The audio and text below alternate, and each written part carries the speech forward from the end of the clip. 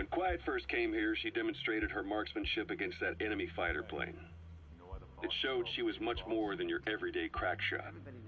Hitting a moving target from 600 meters is a challenge, but it's possible with the right training and equipment. But shooting down that missile, that's a world apart from taking out a soldier on patrol. The chopper and the missile were in motion, meaning different vectors at high velocity in three-dimensional space, and she shot an unguided bullet that had to fight air resistance and gravity. All that while the chopper was taking evasive maneuvers. Some of the best target leading I've ever known. She has a superhuman sense of spatial awareness. You put her in a fighter jet, and she'd be an ace right off the bat. Hell, your judgment was top class too. Realizing she could take out that pilot, that's quick thinking. You and Quiet could make a hell of a team. You'd be damn near unstoppable. Quiet is still in her cell. Only a few staff are authorized to go. It wasn't just Cypher. Back in the Caribbean, every eye in the world was turned on us. A private army, just a bunch of guys with guns, in possession of a nuke? Why wouldn't they be uncomfortable? And that's why you made sure the inspection happened. Well, I thought our best move was to prove to the UN through the IAEA that we had no nuke. Of course, I was against us having it in the first place, but that was Snake's decision. The boss wasn't responsible. Well, don't get me wrong, I still believed in Snake. I thought I was making the best decision for all of us, that's all. I figured we should get a third party to exonerate us before proof of the nuke did get out. And who better to do that than an organization with international authority?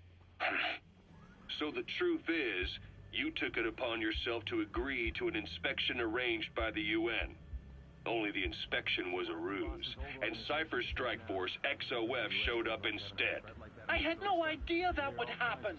Enough bullshit! Oh, sure, like I could have known. You know, I was just trying to prove our innocence to the world. What's wrong with that? We're not interested in the excuses you thought up. The truth is objective. Just see it from my point of view. You led XOF to the control tower. They seized it, giving them complete control over the base. Moments later, they detonated C4 on the strut legs. Anyone who'd managed to survive was hunted down by the assault force and their choppers. You can't believe I did that on purpose. That was the end of Mother Base. But it wasn't the end for you. How can you... Look, think about it. I lost something too. I built Zeke and it got buried underwater. I am a victim. That raises the big questions. Why were you the only one spared? You got away without a scratch. Why did Strangelove leave the base on the eve of the inspection? You two were close. Strangelove? And how did you manage to build something that surpasses Zeke in every way? Because you did everything they told you. You're the only one who didn't lose a thing. That is the truth. I was taken away against my will. Skullface forced me to do his research these past 9 years. He used me. I lost 9 years. 9 years. We all lost 9 years. It wasn't just you. I suppose blaming me makes you feel better, does it? But who's gonna give me back all the time I lost? You're not getting anything back. You're not a victim here, Emmerich. You're the perpetrator. I didn't know anything. Nobody can back that up. Yeah, all the evidence is at the bottom of the ocean. You know the hardest man to break. The type who's fooling himself. That takes time. It's easier to live a convenient lie than a painful truth. Is that the piece you've chosen, Doc? I'm not lying. Of course. Just let me check one or two things. On that day, you were in the control tower with them. Lucky you. That's how you got out unscathed. And you escaped on one of their choppers. Only you, right before the base went under. They had me blindfolded the whole time. I've never been so scared. The whole flight, I thought they'd kill me. But thinking of you kept me going. My comrades, all the way. And? There was a plane journey, and then we traveled by road. When they finally took off the blindfold, I was in kind of a warehouse, on the floor. Afghanistan. It was that research lab. I couldn't believe they'd taken me halfway around the world. And soon enough, he came. Skullface. He's the one who's really behind that Mother Base attack. He forced me into that research. What kind of research? He told me to build a bipedal walking tank for the Soviet Union. Like Peace Walker. A system that could fire an ICBM-class nuclear weapon. That's how the Sahelanthropus project got started. Sahelanthropus. Those AI weapons I'd made in Costa Rica were like toys by comparison. A whole world apart from reptilian four-legged crawling and that ridiculous hunched-over bipedal waddling. My design evolved to the dawn of mankind. Sahelanthropus, the first steps towards humanity.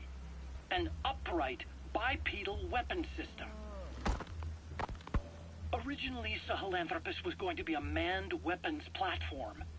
I designed a cockpit in its head, and I planned to fill it with water as a buffering agent. Like how Paz modified Zeke for human control. Don't compare me to some amateur. I designed it for human control from the beginning. The problem was miniaturizing the posture control AI. You remember the reptile pod? The AI that controlled your unmanned weapons. Attaching it externally makes it vulnerable, so this time I wanted it beneath the armor. Meaning I had to make the AI smaller. I got it down to less than a tenth the size without any loss in computation speed. But it was still too big for the cockpit. There wasn't enough room for the pilot. If I made the head bigger, its body would have to be bigger to support it. Too big to be practical. In the end, human piloting was taken off the table.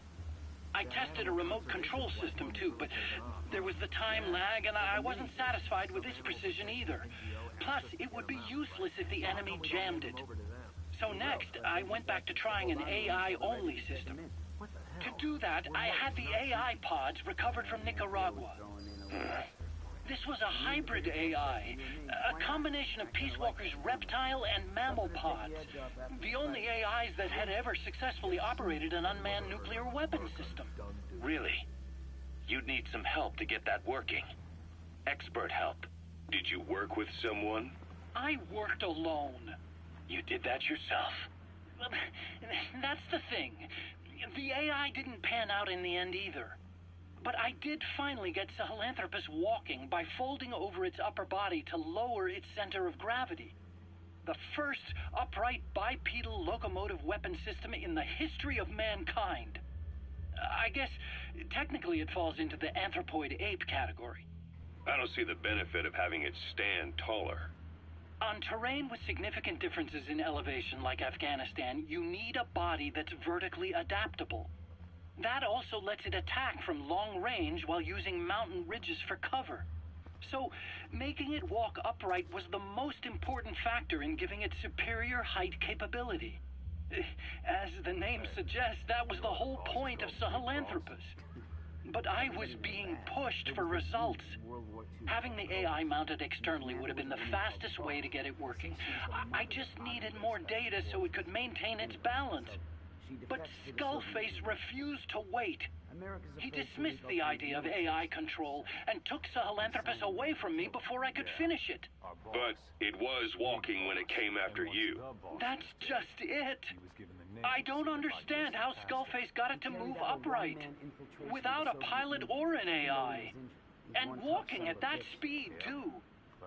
It's beyond anything I could have imagined. This is like the Wright brothers making it to the moon.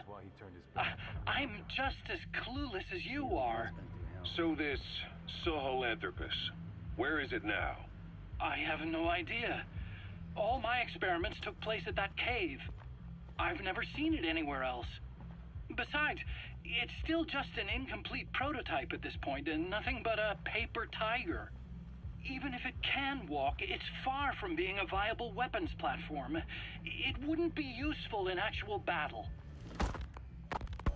Emmerich will remain here at Mother Base for now, but not as a member of Diamond Dogs. I still don't trust him. That work for you? Fine by me. He can't be allowed any contact with staff either. Yeah. A lot of the guys would love some payback for 9 years ago. We still need him alive. But we have to restrict his movements. He can only go where we tell him. And of course, the interrogations will continue. He worked for that skull bastard for nearly a decade. He still has more to tell us. How long are we gonna press him? If our investigation shows he really had nothing to do with the attack, we'll reconsider his place here. But I don't expect that to happen. Remember that water tank-shaped object in Emmerich's lab in the Soviet base camp? The thing that started talking to you like a possessed answering machine. That was a pod built for housing the AI used to control unmanned weapons. You remember, back in '74 in Costa Rica. It was in those machines you fought there. They were designated Pupa, Chrysalis, Cocoon, and Basilisk, and each of them was fitted with an AI unit called a reptile pod. Emmerich created it. It mainly handled the machine's posture control and autonomous behavior. But the Basilisk, aka Peace Walker, also featured a second AI pod. That one was called the Mammal Pod, and it was created by Dr. Strangelove. She tried to recreate the boss's personality through the Mammal Pod, but you pulled out its memory boards. That's when it transferred its own functions to its reptile pod. Just like a human brain compensating for damage by using the remaining healthy parts. The result was a unique entity, a hybrid of the reptile and the mammal. It sank to the bottom of Lake Nicaragua with Peace Walker. But apparently they salvaged it and transported it to that lab. Don't let it deceive you, Snake. It may sound like the boss, but it has neither a personality nor a will. Like Emmerich says, it's just a machine.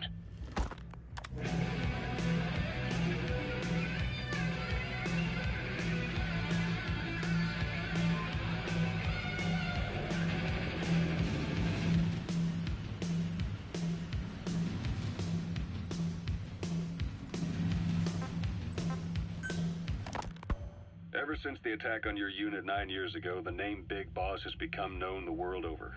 What do you mean? Those of your men who survived traveled far and wide. They fought throughout the world. In fact, they're part of the reason we have all these PFs now.